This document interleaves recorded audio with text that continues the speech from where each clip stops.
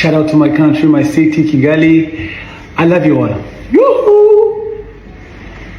Bihesha agaciro ibintu dukora, and we really appreciate you guys. Thank you. Ruhoro ariko ndabatumiye kandi nizere ko muzaza mukitabira muri benshi tukaririmbana. Murakoze cyane, ndabakunda. Abanyarwanda bagomba kumenya badakatinze uyu mukobwa ararenze.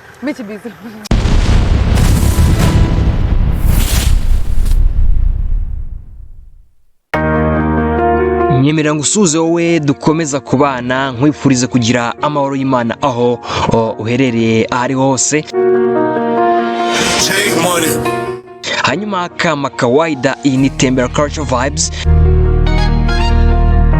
Nitwa Shema Pacifique, iyi ni Story 360. Niho ukurikira cyangwa se ntumenyera amakuru abagizweho mu myidagaduro, ukabasha kumenya aho isi igeze ndetse n'u Rwanda rugeze muri rusange. Hanyuma rero nguhereze ikaze kuri izi nkuru zacu z'uyu munsi ziryoshye. Nkwifuriza ko wazikurikira ukazisoza kugira ngo uze kubasha kumenya uko bimeze.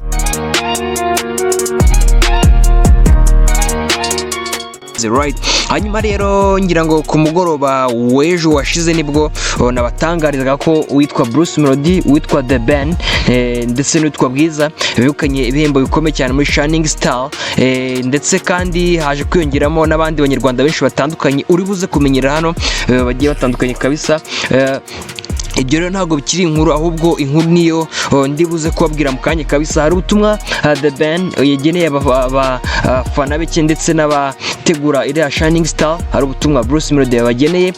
Hari kandi abanyarwanda benshi bamaze kubabwira bagiye batwara ibihembo, barimo abanyarwenya nk'uwitwa Clapton Kibonge yatwaye igihembo cy'umu content creator wa mbere mu Rwanda w'umwaka. Hari n'abandi barimo Arisa na Gilbert, bose muraza kugenda bamenya uko bimeze. Hanyuma nibwo kandi ku munsi w'ejo nakubwiraga ko witwa King James, umuhungu w'abanyarwanda kabisa, arabaza kuba akora igitaramo kabisa ku itariki ya 2 Kanama.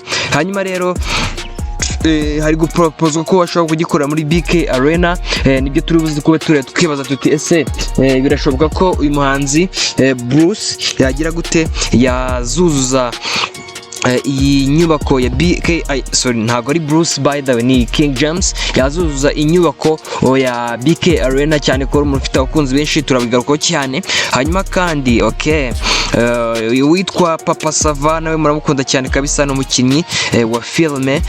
Ndaza kukubwira uko ibintu bimeze hano kugira ngo ubashe kumenya uko bimeze. Hanyuma kandi witwa Harmonize, amakuru ye arahari kugira ngo ubimenye kabisa. Ibya divorce byose nagukusanyirije amakuru yose ajyanye n'ubundi n'ibya divorce kabisa, uraza kuba umenya uko bimeze. Hanyuma nyemerera nguhereze ikaze muri inkuru yacu kabisa ya mbere. Ngira ngo tuyitangirire ahangaha, no kuvuga ngo ni mu bihembo bya Shining Star Award 2026 byari bihatanyemo abantu bagiye batandukanye baturutse mu bihugu bitandukanye byo muri Afurika. Bahatanye mu byiciro bigera kuri 52, barimo n'abanyarwanda kabisa benshi cyane b'amazina azwi mu myidagaduro nyarwanda. Ari nayo mpamvu tuba tuzanye iyi nkuru kugira ngo turebe ibyo ari byo. Ni ubwa mbere ibi bihembo byari bitangiye mu Rwanda nyuma y'inshuro ebyiri byabereye muri Afurika y'Epfo. Hanyuma ibihembo byinshi byegukanywe n'abo mu Rwanda, ndetse harimo Tanzania, Zambia, Ethiopia ndetse n'ibindi bihugu. Mu Rwanda byegukanywe n'abarimo The Ben wegukanye igihembo cy'umugabo cyangwa se Best Star Artist of the East Africa of the Year, mu gihe mugenzi we Bruce Melody yegukanye cyo mu cyiciro cya Best Male Artist of East Africa. Hanyuma kandi abandi begukanye ibihembo ni Arisa Gentleman, bakunzwe cyane mu muziki wa gospel, aho begukanye ibihembo mu byiciro bya Best Star New Gospel Artist cyangwa se abahanzi bakizamuka ba gospel ku rwego rwa Afurika, ndetse na Clapton Kibonge wegukanye igihembo mu cyiciro cya Best Star Content Creator ku rwego rwa Afurika kabisa. Ni ibintu bitangaje cyane. Hanyuma hari kandi n'umunyamakuru w'imyidagaduro witwa MC Tino, ngira ngo abantu baruzi cyane kabisa, yakoze ku bitangazamakuru bitandukanye birimo Keti Radio, ngira ngo uyu munsi niba nimeshye ari kuri Royal FM ndetse n'ibindi bitandukanye, wegukanye igikombe cya Best Radio Personality of the Year. Harimo kandi Bwiza Nokja, Uwujifura Jean Claude, Loki Kimomo, Mugabo Julius cyangwa se ndetse n'uwitwa Neri Wilson Misago, harimo DJ Zebra Queen, harimo Masamba Intore n'abandi. Hanyuma mu bindi bihugu begukanye ibihembo barimo Tocheri wo na Namibia wabaye umuhanzi mwiza mu majyepfo ya Afrika. Hanyuma kandi Juma Jackson muri Tanzania wabaye umuhanzi w'umwaka, Noella wo muri Uganda wabaye umuhanzi mushya muri Afrika, ndetse na Naomi wo muri Botswana wabaye umuhanzikazi w'umwaka muri Afrika. Hanyuma ikindi wamenya, ibirori kandi byaserutsemo abanyamideli barimo abo muri Uganda n'abahuriye mu kigo cy'abanyamideli cyitwa RIFI, aho bamuritse imyambaro inyuranye irimo n'iy'abahangamideli ba Kwandula San yo muri Tanzania, right? Hanyuma kandi hari n'ibihembo byinshi kabisa bigera ku n'ibyiciro bigera kuri 52 kabisa. Ngira ngo byose ntabwo twabinyuramo, ahubwo ndabibashyira muri description kugira ngo mbashe kubibona ababyegukanye bose kabisa. Nagira ngo twivugiye ku banyarwanda, ibihembo byose ndagushyira liste muri description, hanyuma umenye uko bimeze cyane. Hanyuma yitwa Niyitegeka Gracie cyangwa se mwamenye ku izina rya Papa Sava. Hari amagambo yatangaje cyane kabisa kuri Mama Sava mu kiganiro yagiranye n'ikinyamakuru cyitwa Inyarwanda. Witwa Mama Sava, ndavuga Mama Sava, yagarutse ku rugendo rwe rwatangiye mu mwaka wa 2017 igihe yarakiri muto yishakisha kandi yifuza gusa gukura mu izina mu buzima bwa filime, right? Hanyuma yagize ati, mu magambo yagize ati, filime Papa Sava ni filime nahuriyemo n'ibitangaza, no kuvuga gukina na Papa Sava noneho nitwa umugore ni ibintu birenze. Iriya film yankoreye ubuzima, yampaye amafaranga ndetse yampaye n'izina. Hanyuma Mama Sava yibuka uburyo Papa Sava yamushyigikiraga mu gihe yarari mu ntege nke, akavuga ko atari ku nshuro imwe gusa yahuye n'imbogamizi mu rugendo rwe, ariko Papa Sava ntigeze amureka. Yitwa Mama Sava kabisa. Ngira ngo abantu mukunda mumaze kumva cyangwa se bamwumva uko ibintu bimeze. Hanyuma kandi nk'uko nabibabwiye, BK Arena ni inyubako y'imikino ariko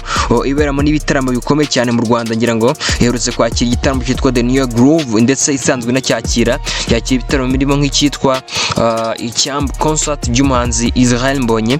Hanyuma iyi nyubako kandi irifuza no kwakira igitaramo cy'umuhanzi King James. Ngira ngo ku mugoroba nibwo nababwiraga ko uyu muhanzi agiye gukora igitaramo yishimira ibyo yagezeho mu myaka yose igera kuri 20 amaze muri uru ruganda rwa muzika. Hanyuma yifuje ko King James yayikoreramo igitaramo afite mu mpeshyi z'uyu mwaka kabisa. Ni icyifuzo ubuyobozi bwa BK Arena bwagaragaje binyuze ku mbuga nkoranyambaga nka X, ubwo bwavugaga ku butumwa bwa King James buteguza iki gitaramo.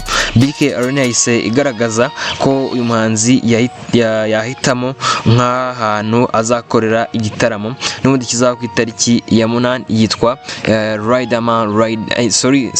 Riderman abaje tekoko right. Hanyuma nyemerera twigire ahangaha ubwo kandi twamaze kwambuka ibintu byacu ntago bigitinda.